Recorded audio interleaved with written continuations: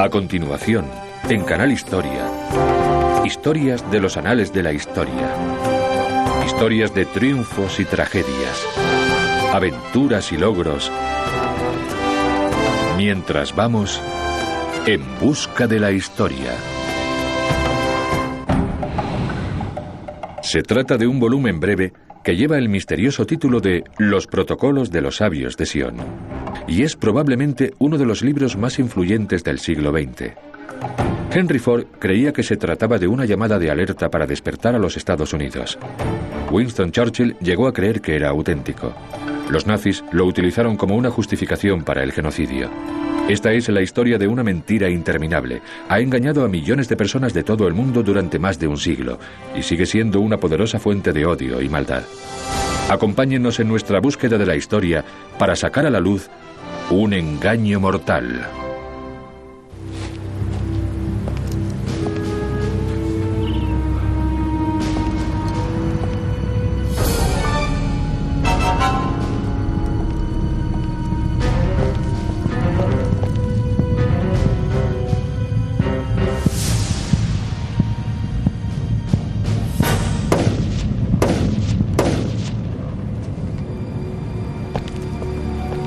Enero de 1922. Walter Rathenau, ministro alemán de Asuntos Exteriores, judío, es asesinado en Berlín por Hermann Fischer y su cómplice. En el juicio declaran que era necesario matar a Rathenau porque era uno de los sabios de Sion. Pero, ¿quiénes son los sabios de Sion? Según este libro, los sabios de Sion son un grupo elitista de líderes judíos cuyo único propósito es apoderarse del mundo, haciéndose con el control de los corazones, mentes y riquezas de los gentiles. Y el libro pretende provenir directamente de ese grupo inventado de líderes judíos. En toda Europa y también en otros continentes debemos provocar desórdenes, discordia y hostilidad, pero debemos ser astutos para que los gentiles nos acepten como sus benefactores y como salvadores de la raza humana. Estas palabras provienen de un pequeño y misterioso libro que empezó a circular de manera clandestina en Rusia alrededor de 1897. Se titula Los Protocolos de los Sabios de Sion. Su origen y su autoría siguen siendo desconocidos. Los protocolos, que es como se llama normalmente al libro, contienen las actas de una reunión clandestina celebrada por un grupo de líderes judíos, los llamados Sabios de Sion. En estas actas se lee que el único objetivo de los sabios es infiltrarse en todos los resquicios de la sociedad con el fin último de conquistar el mundo. Los protocolos de los sabios de Sion pretenden ser un acta literal, palabra por palabra, de 24 discursos pronunciados por los llamados sabios o ancianos de Sion, en una reunión secreta celebrada en Suiza en 1897. Describen una conspiración aterradora para apoderarse del mundo y destruir las naciones cristianas y levantar de entre las ruinas un imperio judío dirigido por un déspota judío. Desde el mismo momento de su publicación, los protocolos se extendieron por toda Europa como un virus incurable. El ministro alemán de Asuntos Exteriores Walter Rathenau fue solo uno de los millones de víctimas que causaría el libro. Víctimas de un engaño mortal. Porque todo lo que rodea al libro de los protocolos de los sabios de Sion es un engaño. El libro es una falsificación. Los sabios de Sion no existen. La reunión nunca se celebró. Las actas son una invención. Y sin embargo, este libro se ha utilizado y se sigue utilizando para justificar el odio. Y es parte de una red de mentiras que ha ido creciendo a lo largo de los siglos y comienza para muchos con los libros del Nuevo Testamento. Uno es el Evangelio de Juan, que pone en boca de Jesús la siguiente frase. Jesús, hablando a los judíos, dice: a esos que dicen ser judíos, yo les digo que no lo son. Vosotros sois de vuestro padre el diablo y queréis cumplir sus deseos en la tierra. Muy sencillo. Vuestro padre es el diablo y cumplís sus deseos en la tierra, sin pensar en que si él dice que el padre de los judíos es el diablo, el padre de Cristo también sería el diablo. En la Edad Media, la demonización de los judíos había llegado a extremos exacerbados. Pero hasta 1797, este prejuicio esencialmente religioso no se transformó en prejuicio político. Ocurrió debido a los escritos de un clérigo francés, el abate Barruel. Durante el período de paranoia y caos social que siguió a la Revolución Francesa, Barruel culpó a los judíos de todos los males de Francia. Es el deseo de una secta terrible y formidable derrocar a todos los reyes, destruir los altares, la propiedad, eliminar toda ley y terminar por hacer desaparecer la sociedad. El tema de una conspiración judía secreta para conquistar el mundo pronto se convirtió en tema central de la literatura europea de finales del siglo XVIII. Las teorías de la conspiración eran populares y los judíos un blanco fácil. Si no hubiese existido una literatura antisemítica importante antes de los protocolos, no habrían tenido ninguna importancia. Pero la población europea había sido preparada gracias a décadas de oír hablar sobre una conspiración judía para apoderarse del mundo, y por eso los protocolos encajaban, tenían sentido y eran preocupantes. A mediados del siglo XIX, la idea de una conspiración judía internacional ya estaba arraigada. En 1868, Hermann Gottsched escribe Biarritz, una novela antisemítica con el seudónimo más respetable de Sir John Radcliffe. Biarritz es especialmente importante debido a una escena en la que líderes judíos celebran una reunión secreta en un cementerio de Praga. 30 años más tarde, ese mismo escenario aparece en un nuevo documento, los protocolos de los sabios de Sion. Pero esta vez no se dice que sea ficción, sino que se asegura que es real. Los protocolos tuvieron un impacto mayor porque se decía que eran un documento de primera mano. No era un informe acerca de un documento, eran el propio documento. Y como se aceptó como un documento de primera mano, tuvo mucho más impacto del que habría tenido de no ser ese el caso. Los protocolos tienen el mismo aspecto y utilizan el mismo lenguaje que encontramos en actas reales de finales de siglo. Esbozan de manera aparentemente formal los 24 pasos para la dominación del mundo por parte de los judíos. Incluso expertos documentalistas que analizaron los protocolos cuando salieron a la luz creyeron que el manuscrito era real.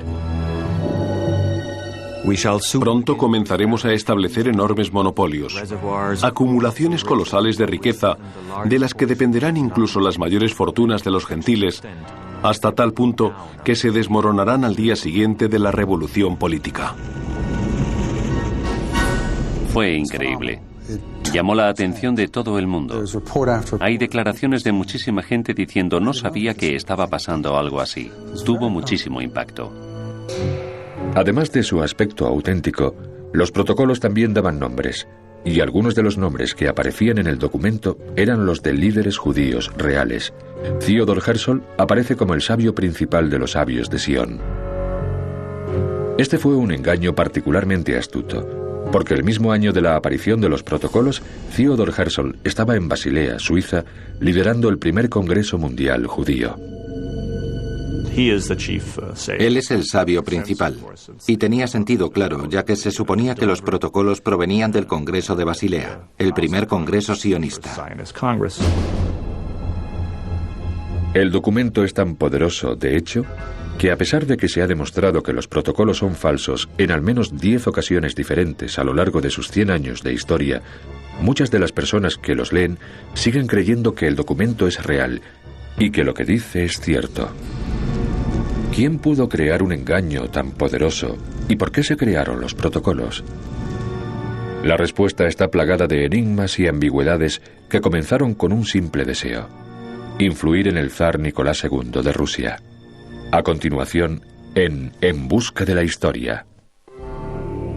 San Petersburgo, en Rusia, es el lugar donde aparecieron los protocolos de los sabios de Sion. Y para entender cómo y por qué aparecieron los protocolos, es necesario examinar qué estaba ocurriendo en Rusia en la época en que se creó el documento falso, en 1897.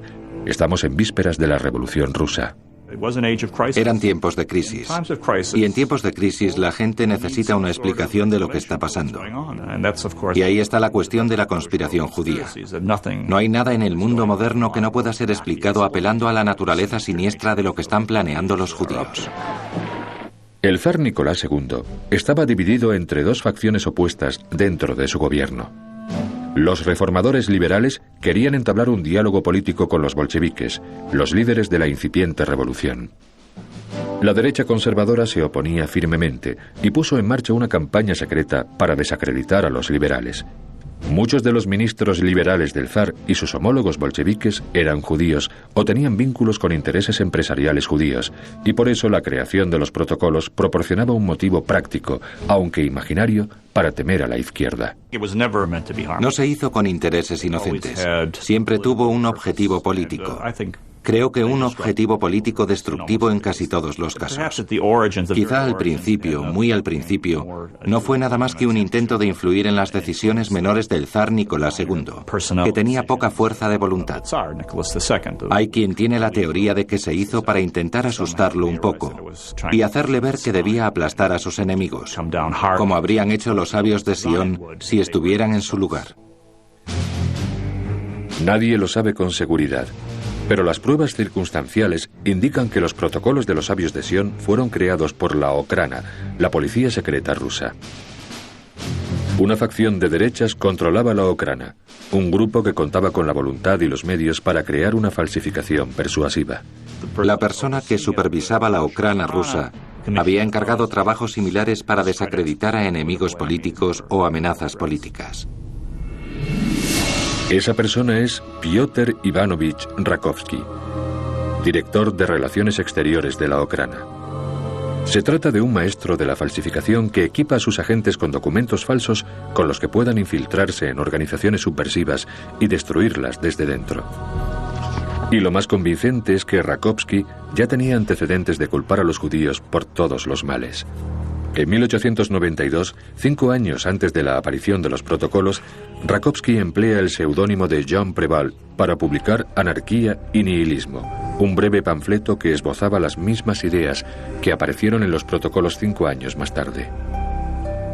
En 1897, al parecer, mejoró el original eliminando el nombre del autor y haciendo que su obra pareciera un documento auténtico. Después, fue enviándolo a algunas organizaciones conservadoras clave. Un documento secreto tiene mucho atractivo. Si estás en Washington y quieres que algo se sepa, es mucho mejor filtrar un documento secreto que decir tu opinión abiertamente. Los secretos nos interesan a todos y cuando se trata de un secreto tan tremendo, un secreto acerca de unos planes para dominar el mundo, entonces es irresistible. Los protocolos se extienden lentamente, pero sin parar, entre los círculos conservadores. Entonces, en 1903, se produce una explosión. La versión de los protocolos supuestamente escrita por Rakovsky se hace pública, publicada por un periódico de San Petersburgo.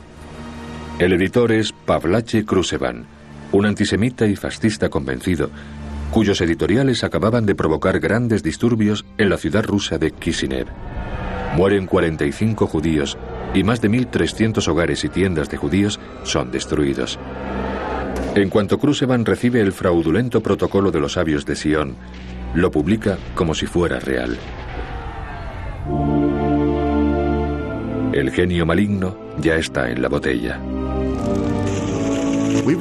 Socavaremos las fuentes de producción, instilando en los trabajadores ideas de anarquía, y los incitaremos a que abusen del alcohol, y al mismo tiempo tomaremos medidas para sacar de la tierra a todas las fuerzas intelectuales de los gentiles. Eran una confesión que no tenía intención de serlo. Era algo que los judíos nunca habrían dicho en público, pero entre ellos sí podían reconocer esas cosas. Por lo tanto, tuvo un efecto persuasivo muy fuerte sobre la gente que estaba dispuesta a creer que esa falsificación rocambolesca era real. Krusevan publicó también ediciones baratas de los protocolos en forma de panfleto para su distribución masiva y se unió a otros militantes antisemitas para formar la Unión del Pueblo Ruso, también conocida como las Centurias Negras. Empezaron a cometer actos de terrorismo y asesinato contra liberales judíos y radicales. Tomando como chivos expiatorios a los judíos, Krusevan consiguió poder y fama, y eso no pasó desapercibido a otros que buscaban lo mismo. Y uno de esos hombres contaba con el favor del zar.